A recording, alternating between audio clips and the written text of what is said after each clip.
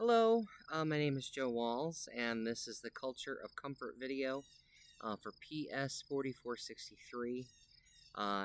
Today I want to share some thoughts on challenging modern ideas of comfortability on the American church, really drawing from both scripture and our cultural context.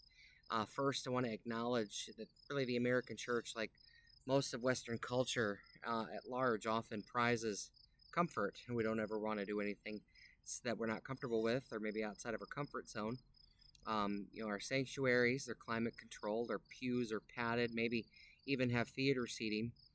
Worship styles are carefully crafted to appeal to our preferences, and ministry programming can often feel like an extension of consumer culture where we choose what fits best.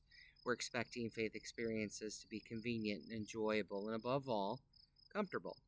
But is that actually really what Jesus has called us to pursue? The New Testament consistently challenges the idea that following Christ is about comfort. In fact, Jesus calls his disciples to do something radically different. Luke 9:23 and 24, Jesus declares, "If anyone would come after me, let him deny himself and take up his cross daily and follow me. For whoever would save his life will lose it, but whoever loses his life for my sake will save it." So here the cross, it's a symbol of suffering and sacrifice. It stands in direct opposition, really, of personal comfort. The Apostle Paul really is another powerful example here of 1 Timothy chapter 4, verse 3. He warns that the time is coming when people will not endure sound teaching, but they'll have itching ears. They will accumulate for themselves teachers that will suit their own passions. Paul saw that really what can happen when a church drifts towards comfort. It begins to crave affirmation over transformation and spiritual ease over conviction. If we look at Acts chapter 2, verses 42 through 47, a picture of the early church is not one of comfort, but one of intentional community and sacrifice. The church, they shared meals, they shared resources, and even bore one another's burdens. They faced persecution, they risked their livelihoods, and sometimes their lives, even for the sake of the gospel.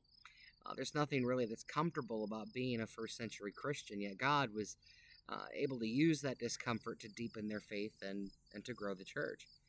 Contrast that with much of American church culture.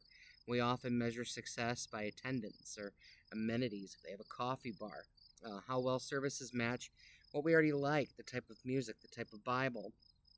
When challenges arise, conflict or uncomfortable teaching, calls to accountability, or even to serve maybe in an area that you're not comfortable outside of that comfort zone, that temptation then is to withdraw, to seek another church, or to disengage altogether.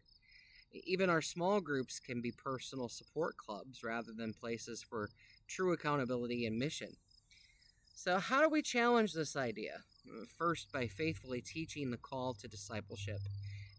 Jesus didn't just call people to receive, but to respond, to deny themselves and follow him. And when we preach and model a gospel that aims for self-sacrifice, generosity, loving the unlovely, we invite people to experience real transformation. I'm bivocational in my position as a youth pastor. I work at a retail place called Menard's, home improvement retail outfit, and I work with some people that are very not loving, and it calls you just to act outside of what you would normally want to do. And one of my coworkers says, we don't have to be their friend. We just have to be their friend for 5 minutes, and then we can send the customer through. But second, though, through intentional community practices here, one reason the curriculum that I recently reviewed from Hillside there, real quick, gotta click a button. There we go. From Hillside Fellowship, they stress confession, accountability, and care in their habits that push us out of our comfort zones into real dependence on God and others. It's not enough really to just attend church or a Bible group, biblical community. It calls us to show up in one another's lives, to bear each other's burdens, to address conflict, and pursue reconciliation. We are ministers of reconciliation. The third, we should expect discomfort in our own spiritual lives. In Romans 12:2, Paul writes, "Don't be conformed to the patterns of this world, but be transformed by the renewal of your mind, so that we're able to discern God's perfect and pleasing will." Now, growth is uncomfortable. God often uses discomfort, whether through trials, conflict, or calls to serve out of our routine, really to sanctify us and make us more like Christ. Now, culturally, American comfort can lull us into spiritual stagnation. We are invited to choose what we consume, but spiritual discipleship means sometimes God chooses what we need. Rather than asking if church meets every need or preference, perhaps our question should be, is this helping me become more like Jesus, even if, or especially if, it makes me uncomfortable? My challenge is this. Let's resist the idol of comfort by saying yes to opportunities that stretch and maybe even unsettle us. Join a group that welcomes people different from you. Volunteer in a ministry where you feel unqualified. Invest in relationships where confession and forgiveness are practiced. Expect discomfort and let it drive you to deeper dependence on Christ, remembering that his words there in John 16:33. In this world you have trouble, but take heart, because I have overcome the world. If the church is to reflect Christ and to reach the world, we must be willing to leave comfort behind. That is where faith becomes real.